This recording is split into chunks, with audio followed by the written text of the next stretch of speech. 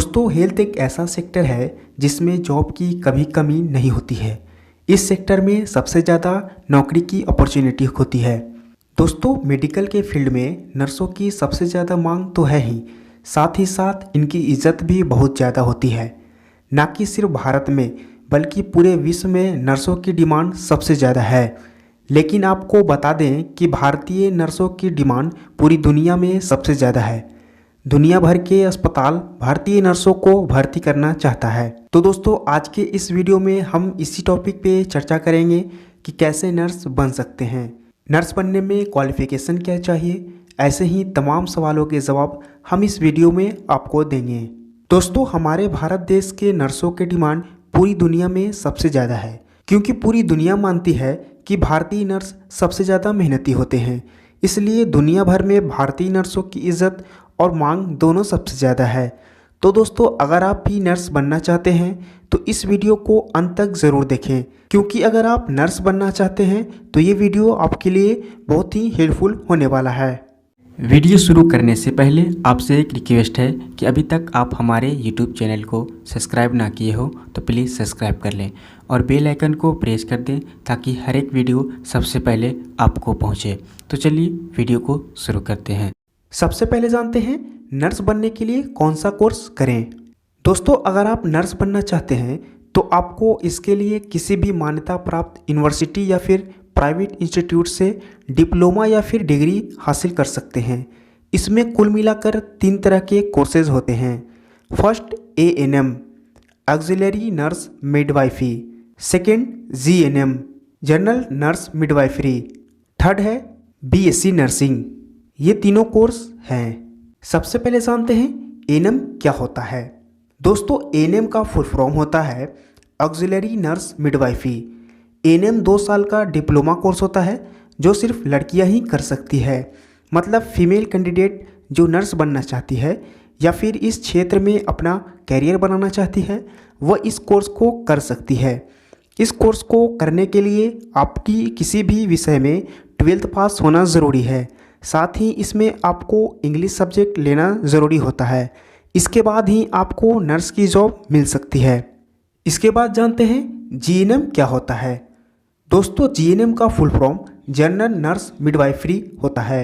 यह कोर्स भी एक बेहतरीन कोर्स होता है। इस कोर्स को करने के लिए कैंडिडेट का 12th में फिजिक्स, केमिस्ट्री और बायोलॉजी सब्जेक्ट से पास होना ज़रूरी होता है। इस कोर्स को लड़के और लड़कियां दोनों ही कर सकते हैं। यह भी एक डिप्लोमा कोर्स है। इस कोर्स का अवधि 3 साल की होती है, जिसके बाद 6 माह की इंटर्नशिप भी पूरी करनी होती है। अब जानते हैं BSc नर्सिंग के बारे में। दोस्तों BSc नर्सिंग एक अंडर ग्रेजुएट डिग्री कोर्स है। इसको बैचलर डिग्री या अंडर ग्रेजुएट डिग्री या फिर प्रोफेशनल डिग्री कोर्स भी कहते हैं। इस कोर्स की अवधि 4 साल की होती है। ये कोर्स भी लड़के और लड़कियां दोनों ही कर सकते हैं। इस कोर्स को करने के लिए कैंडिडेट का 12th में फिजिक्स, केमिस्ट्री और बायोलॉजी सब्जेक्ट से पास होना ज़रूरी होता है और साथ ही साथ इंग्लिश सब्जेक्ट होना कंपलसरी है। इसके बाद ही इस कोर्स में एडमिशन ले सकते हैं। आप जानते हैं क्वालिफ़िकेशन क्या चाहिए। दोस्तों अगर आप नर्स बनना चाहते हैं तो इसके लिए आपको किसी भी मान्यता प्राप्त यूनिवर्सिटी या फिर प्राइवेट संस्थान से डिग्री या फिर डिप्लोमा हासिल करना होता है। अगर आप डिग्री या डिप्लोमा करना चाहते हैं तो आप 12th पास करने के बाद कर सकते हैं। इसके बाद आप किसी भी प्राइवेट या गवर्नमेंट हॉस्पिटल में नर्स बन सकते हैं। अब जानते हैं एडमिशन कहाँ और कैसे मिलेगी। दोस्तों नर्सिंग के कोर्स में आपको 2 तरह से एडमिशन मिल सकता है। एक तो आप प्राइवेट संस्था में डायरेक्ट एडमिशन ले सकते हैं और दूसरा आप एंट्रेंस एग्ज़ाम पास करके गवर्नमेंट कॉलेज में एडमिशन ले सकते हैं। अब जानते हैं कोर्स करने में फ़ी कितनी लगती है। दोस्तों नर्स की पढ़ाई करने के लिए आपके सामने 2 तरह के विकल्प होते हैं, प्राइवेट और सरकारी। आप दोनों में से किसी में भी एडमिशन ले सकते हैं। लेकिन अगर आप प्राइवेट इंस्टीट्यूट्स या फिर कॉलेज में एडमिशन लेना चाहते हैं तो आपकी फ़ीस उस कॉलेज के हिसाब से देनी होगी, जो किसी भी सरकारी कॉलेज या यूनिवर्सिटी से ज़्यादा होती है। जबकि आप एंट्रेंस एग्ज़ाम पास करके सरकारी यूनिवर्सिटी में एडमिशन लेते हैं तो आपको मामूली फ़ी देनी होती है। यानी आप सरकारी कॉलेज में एडमिशन लेकर कम से कम फ़ी में नर्स की डिग्री हासिल कर सकते हैं। अगर गवर्नमेंट कॉलेज की बात करूं तो कम से कम 50,000 के करीब फ़ी लगती है। वहीं प्राइवेट कॉलेज की फ़ी इससे ज़्यादा होती है, कम नहीं। अब जानते हैं नर्स बनने के लिए तैयारी कैसे करें।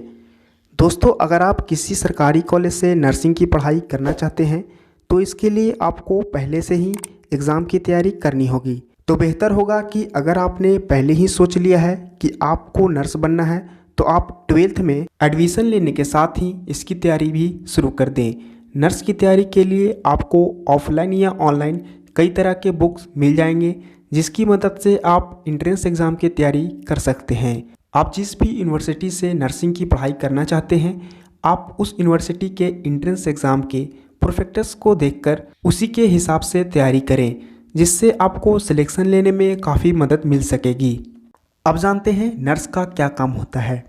दोस्तों, इस दुनिया में अगर किसी को भगवान का दर्जा दिया जाता है तो वह है डॉक्टर, जो हमारा इलाज करते हैं। लेकिन आपने देखा होगा कि चाहे सरकारी हॉस्पिटल हो या फिर प्राइवेट हॉस्पिटल, वहाँ डॉक्टर से ज़्यादा नर्स होते हैं। वो इसलिए क्योंकि डॉक्टर जब भी किसी मरीज़ का इलाज करते हैं या फिर सर्जरी करते हैं, उसके बाद उस मरीज़ की तमाम देखरेख एक नर्स ही उठाती है। जैसे मरीज़ की देखभाल करना, मरीज को समय पर दवाइयाँ देना, ड्रेसिंग करना, ऐसे तमाम काम एक नर्स के हाथों में ही होता है। कुल मिलाकर कहें तो अगर नर्स ना हो तो कोई भी मरीज़ आसानी से ठीक नहीं हो सकता है। इसलिए डॉक्टरों के बाद अगर किसी की सबसे ज़्यादा पूछ होती है या फिर सबसे ज़्यादा इज्जत दी जाती है तो वह है नर्सिंग। इसलिए नर्सों का डिमांड सबसे ज़्यादा होती है। अब जानते हैं नर्स बनने के बाद स्कोप क्या है। दोस्तों, आज के समय में नर्सिंग प्रोफेशनल्स के लिए सिर्फ देश ही नहीं बल्कि पूरी दुनिया में बेहतरीन अस्पतालों में जॉब मिल सकता है, क्योंकि हॉस्पिटल, ट्रॉमा सेंटर, क्लिनिक की संख्या हर साल बढ़ती जा रही है। और जैसे जैसे इनकी संख्या बढ़ती जा रही है वैसे वैसे नर्सों की डिमांड भी बढ़ती जा रही है। यह एक ऐसा प्रोफेशन है जिसमें नर्सों की डिमांड हमेशा बढ़ती है। साथ ही इसमें सरकारी हॉस्पिटल में वैकेंसी भी हमेशा निकलती रहती है, जिसमें आप परीक्षा पास कर नौकरी हासिल कर सकते हैं। दोस्तों, आपको बता दें कि भारतीय नर्सों की डिमांड जितनी हमारे देश में है उतनी विदेशों में भी है। इसलिए इस प्रोफेशन में स्कोप की कोई कमी नहीं होती है। इसमें जॉब की बहुत ही ज़्यादा अपॉर्चुनिटी होती है। अब जानते हैं नर्स की सैलरी कितनी होती है। दोस्तों, किसी की भी ज़िंदगी में सैलरी सबसे ज़्यादा मैटर करता है। हर कोई यही सोचता है कि अगर उसे कहीं भी जॉब मिलती है तो उसकी सैलरी भी कितनी होगी। तो दोस्तों, इसमें आपको ज़्यादा सोचने की ज़रूरत नहीं है, क्योंकि अगर आप प्राइवेट सेक्टर में नौकरी करते हैं तो आपको शुरुआत में 12 से 15,000 के बीच मिल सकती है। हालांकि जैसे जैसे आपका अनुभव बढ़ता जाएगा वैसे वैसे आपकी सैलरी में भी इंक्रीमेंट होती जाएगी। वहीं अगर आप सरकारी अस्पतालों की बात करें तो उसमें भी आपको अच्छी खासी सैलरी मिलती है। और अगर एम्स जैसे संस्थान में आपकी नौकरी लगती है तो आपको इतनी सैलरी दी जाती है कि आपको गिनने तक का समय नहीं मिलेगा। तो दोस्तों, इस वीडियो के लिए बस इतना ही। उम्मीद करता हूँ कि ये वीडियो आपको समझ में आई होगी। अगर आपको वीडियो पसंद आया हो तो प्लीज़ वीडियो को लाइक ज़रूर करें और अपने दोस्तों के साथ ज़्यादा से ज़्यादा शेयर करें, ताकि उन्हें भी ये इन्फॉर्मेशन मिल सके। और अगर आप हमारी यूट्यूब चैनल पर नए हैं या अभी तक हमारे यूट्यूब चैनल को सब्सक्राइब नहीं किए हैं तो प्लीज़ हमारे यूट्यूब चैनल को सब्सक्राइब जरूर करें और बगल में बेल आइकन है उसे प्रेस कर दें, ताकि हर एक वीडियो का नोटिफिकेशन सबसे पहले आपको मिल सके।